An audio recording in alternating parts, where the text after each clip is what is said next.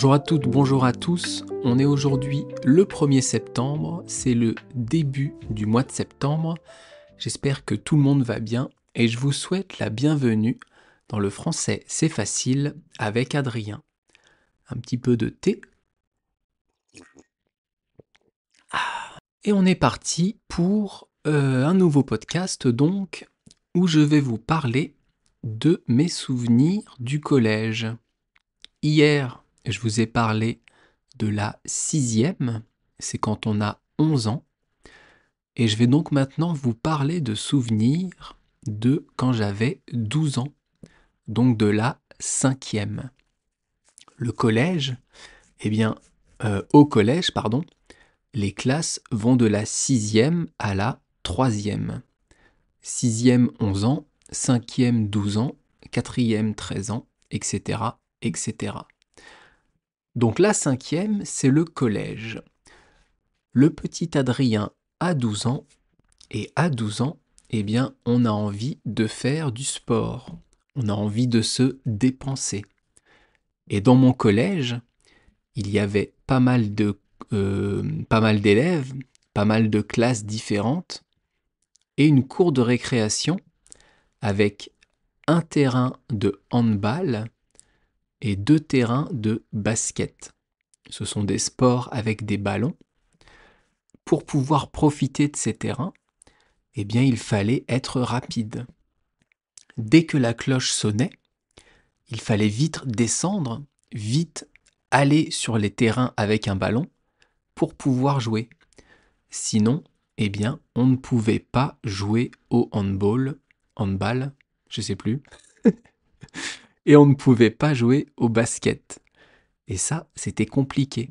Il n'y avait pas assez de terrain pour le nombre d'élèves.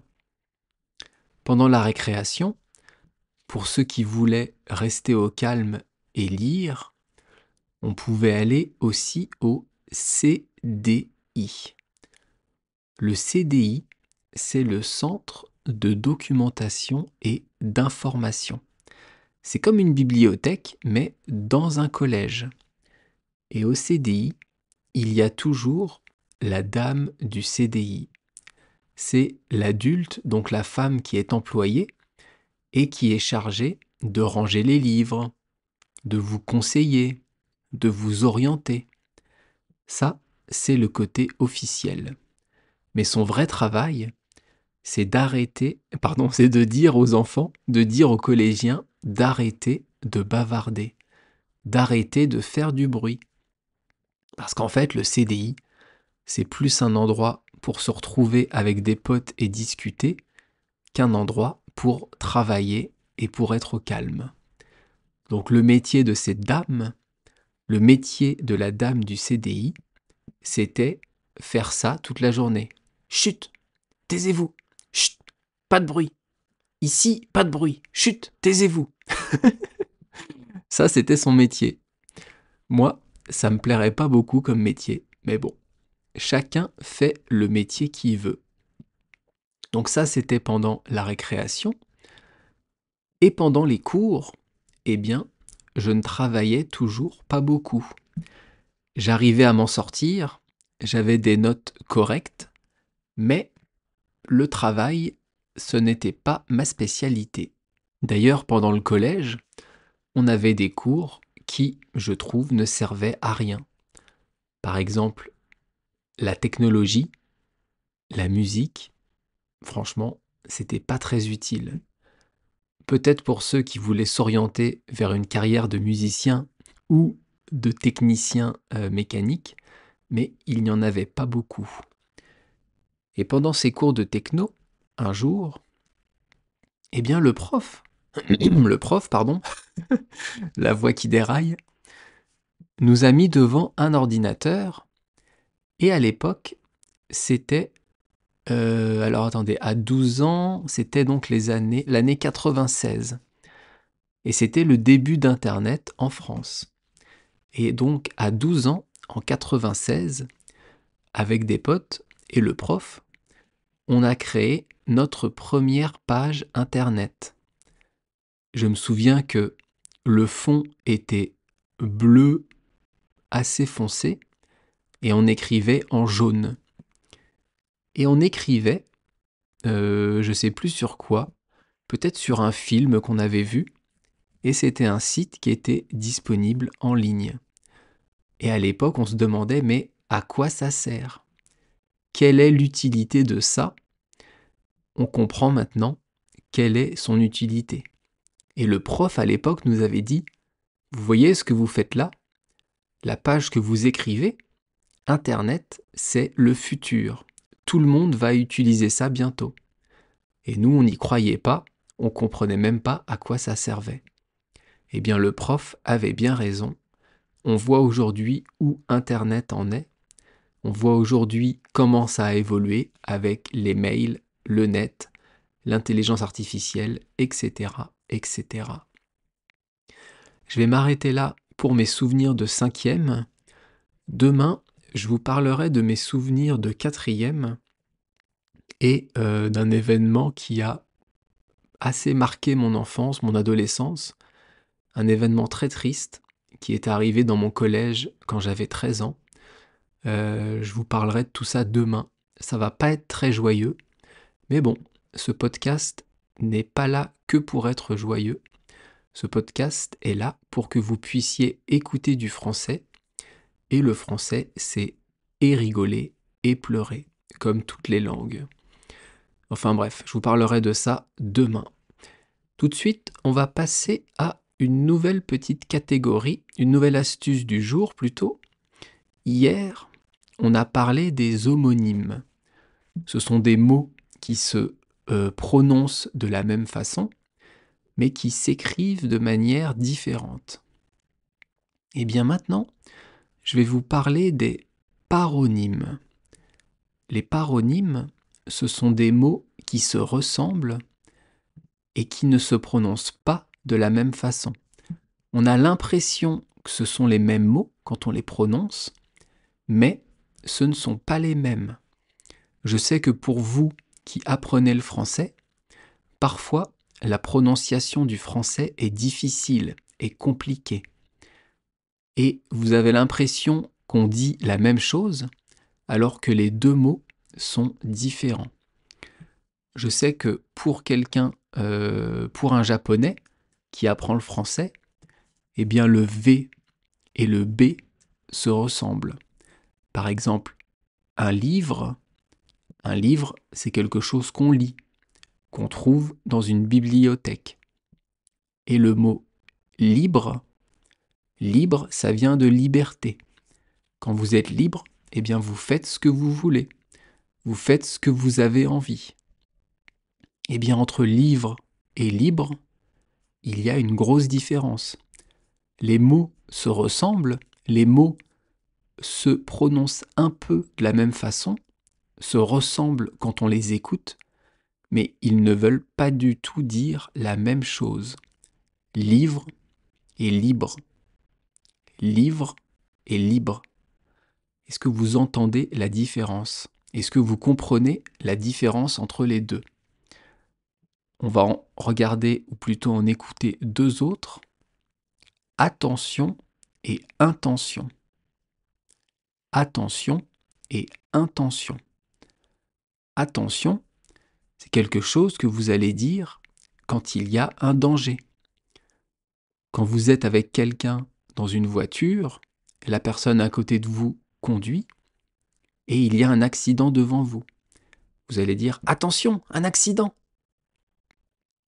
Et l'intention, c'est la volonté de faire quelque chose. C'est le but. J'ai l'intention d'apprendre à conduire. Je veux apprendre à conduire. Je vais apprendre à conduire. Attention et intention. Ce sont deux choses, deux mots qui se ressemblent quand on les prononce, mais qui sont complètement différents. Allez, on en fait deux autres encore? Oui, on en fait deux autres. À la demande générale, on en fait deux autres. Altitude et attitude. Altitude et attitude. Altitude, c'est quoi? Eh bien, l'altitude, c'est la hauteur à laquelle vous vous trouvez. Si vous allez en montagne pour faire de la randonnée, faire du ski ou quoi que ce soit d'autre, eh bien vous allez être en altitude. Vous allez vous trouver à 1000 mètres, 1500 mètres, 2000, 2500 mètres. Ça, c'est l'altitude. Et l'attitude, c'est la façon dont vous vous comportez. C'est la façon dont vous vivez. C'est ce qui est écrit sur votre visage. Votre attitude, c'est comment vous êtes. Par exemple, quelqu'un qui se comporte bien, qui est bien propre, bien habillé, qui a de bonnes manières, eh bien il aura une bonne attitude. Altitude, attitude. Altitude, attitude. Est-ce que vous entendez la différence? J'espère que oui. On va s'en faire encore quelques-uns.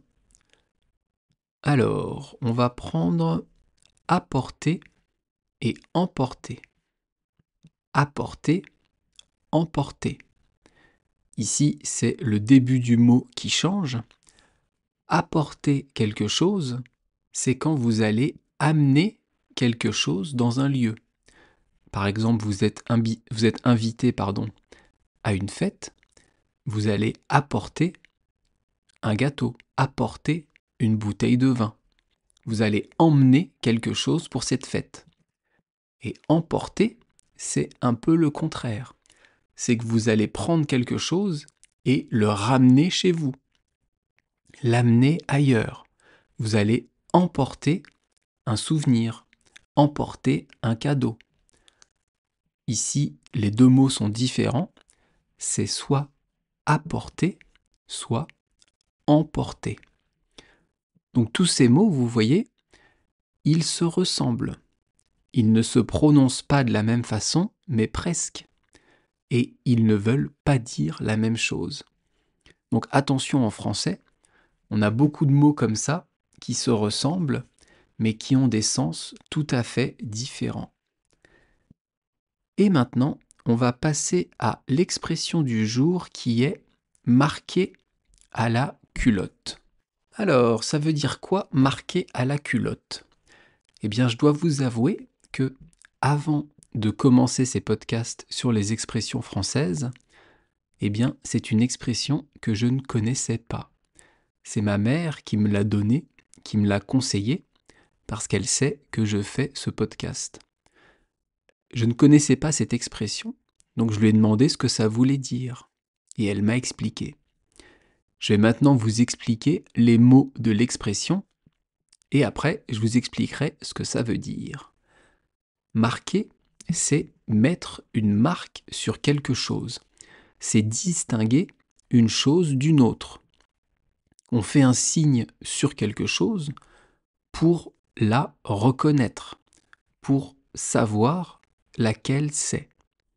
Par exemple, vous êtes à une soirée et vous avez un verre en plastique. Eh bien, pour reconnaître votre verre, pour que ce soit votre verre à vous, vous allez faire un trait au stylo dessus, une croix, ou un carré, un rond, ce que vous voulez, ou votre prénom. Eh bien, vous aurez marqué le verre. Vous l'aurez marqué pour le reconnaître. Mais ici, ça ne veut pas dire ça. Dans l'expression marqué à la culotte, ici marqué, on l'utilise dans le domaine du sport. Marquer un joueur, c'est rester très près de lui pour éviter qu'il puisse jouer librement. Marquer un joueur, on appelle ça d'ailleurs le marquage. Si je vous parle de football, de soccer pour les Anglais, pour les Américains, eh bien, au foot, on va marquer un joueur soit individuellement, soit on va marquer l'équipe collectivement. Donc, marquer, c'est un joueur qui va coller un autre joueur, qui va le suivre de très près, qui va être juste à côté de lui. Et la culotte, eh bien, c'est en général le sous-vêtement du bas que portent les femmes. Les hommes, ça va être un slip, un boxer, un caleçon. Les femmes, ça va être une culotte, un shorty ou ce que vous voulez. Eh bien, la culotte ici, dans l'expression, ça va plutôt être un short, puisqu'on parle de côté sportif, on parle du domaine du sport.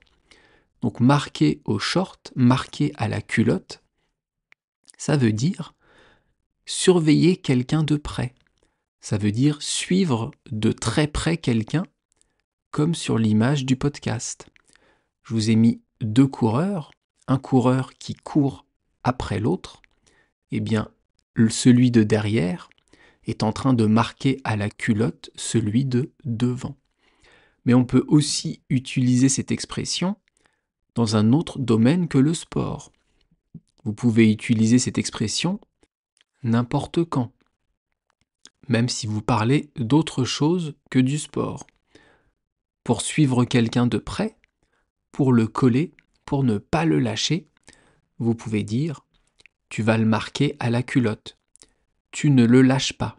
Souvent dans les films d'action, il y a une personne qui rentre dans une voiture, qui s'en va, et derrière, une autre personne qui rentre dans un taxi.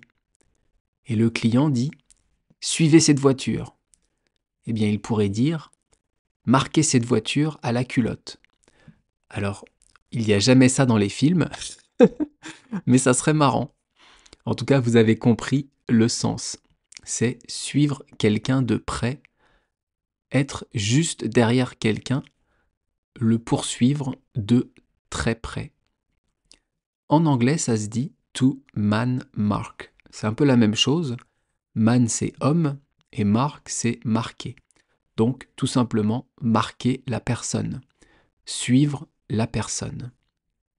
J'espère que mes explications sont claires. Si vous avez des questions, des observations, vous pouvez bien sûr me laisser un petit commentaire, me laisser un message, et je me ferai un plaisir de les lire et d'y répondre. On verra demain, bien sûr, une nouvelle expression qui sera « qui aime bien, châtie bien ». Je vous répète, « qui aime bien, châtie bien ».